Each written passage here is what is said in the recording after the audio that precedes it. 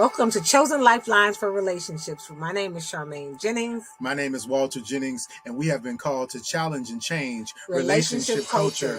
This episode, we want to bring to you this lifeline. Enough is enough. Absolutely. Or is it? No, it definitely is. And so often we can have so many expectations and a lot of things on our plate. And many of those things have been placed there, not necessarily because of what we are striving to accomplish and do, but because we have not been clear about our boundaries. And so we allow ourselves to become overwhelmed with various demands in life that do not necessarily align with the culture of our family. Absolutely. Are you trying to keep up with the Joneses? Are you trying to keep up with the people in your neighborhood, your community? All right, you know what? It's a new season, and so now everyone's driving the Range Rover, and we have to get a Range Rover. Or everyone's carrying the new iPhone. Or now at work, you know what? I'm wearing these suits, but now I need to kind of switch here. Or you know what? I need to get those $2,000 ties, or that 8,000 thread count, bed sheets or something like that. Are we becoming a slave to society's expectations for us? Yes, it's important to remember that when it comes to society, we're always going to be pressured to be more consumers than producers, to be more takers than givers, to be more lenders than borrowers. So we have to really fight to make sure that we do not find ourselves at the whim and the mercy of the things that we oftentimes buy that are supposed to serve us.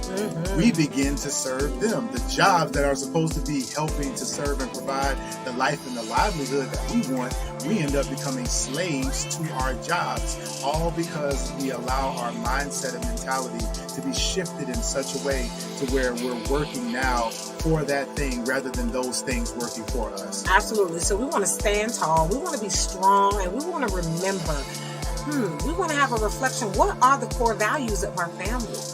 Right? If we don't want to get caught up in making sure that, we never have enough. And no, we want to get to a place where we go back to our core. And what is that? And so these are a couple of tips that we have and questions that we're going to ask you and challenge you. Do you know the answers to these questions? And if not, write them down, have a discussion with your family. The first one is, what are your goals as a family? What are we trying to accomplish?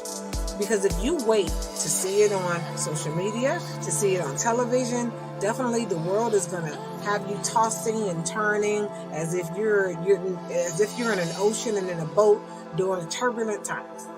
Absolutely. So another question for a courageous conversation is, what are your family values and why?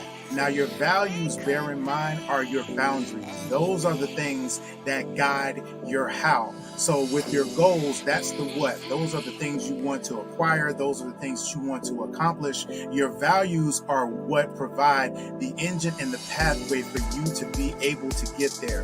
Your values dictate that, yes, we want to accomplish this goal. Yes, we want to acquire this item, but we have to do it with this particular principle in mind and this particular way.